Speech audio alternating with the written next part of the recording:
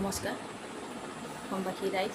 আজি দুদিন ধৰি সকলোৱে গম পাইছে যে আমাৰ মৰমৰ জুবিন দা নাই বুলি, কিন্তু কোনো কথাটো বিশ্বাস কৰিব পৰা নাই যে জুবিন দা আমাৰ মাজত নাই। কালি আমি যেতিয়া কথাটো গম পালোঁ তেতিয়া আমাৰ বুকুত খুন্দা মাৰি হৈছে। আমি বুজাব নোৱাৰোঁ যে জুবিন দা নাই বুলি কওঁতে আমাক কেনেকৈ লাগিছে। আৰু আমাৰ অসমৰ সি সোণৰ এখন টুকুৰা আছিল আৰু তেখেত বহুত কিছু অসমৰ কাৰণে কৰি থৈ গ'ল। আৰু আজি তেখেতক সকলোৱে মানুহে ভাল পায়। বুঢ়া ককা আইতা মা দেউতা ভাই ভণ্টি সকলোৱে তেখেতক বহুতেই ভাল পায়। আজি তেখেত নাই যদিও মানুহবিলাক ক'ব পৰা নাই যে জুবিন দা নাই বুলি। আৰু তেখেতৰ কাৰণে আজি বহুত আমাৰ অসমৰ ভাই ভণ্টিসকলে বহুতেই কিছু কৰি আছে তেখেতৰ কাৰণে। কিন্তু জুবিন দা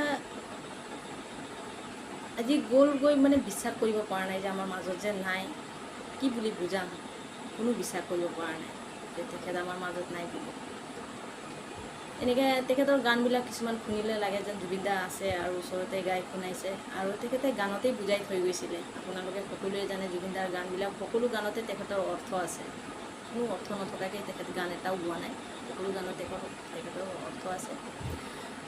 কাৰণ যিখিনি তেখেত লিখি গৈছিলে সেইখিনি মানে সি বুজাই থৈ গ'ল। আৰু আজি আমাৰ অসমৰ মানুহবিলাক সকলোৱে তেখেতৰ কথা কৈ কৈ কান্দিবলগীয়া হৈছে। কাৰণ তেখেতে এনেকৈ কিছুমান কথা কৈ গৈছিল, কোনোৱে ভাবিব পৰা নাই যে জুবিন দা হঠাতে আমাৰ মাজৰ পৰা নোহোৱা হৈ যাব।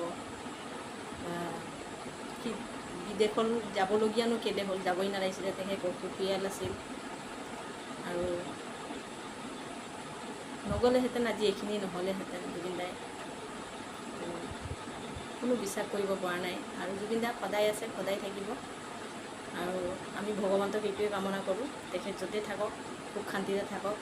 আৰু তেখেতক আমি কেতিয়াও পাহৰিব নোৱাৰোঁ। তেওঁ আমাৰ কাৰণে সদায় অমৰ হৈ আছে আৰু থাকিব।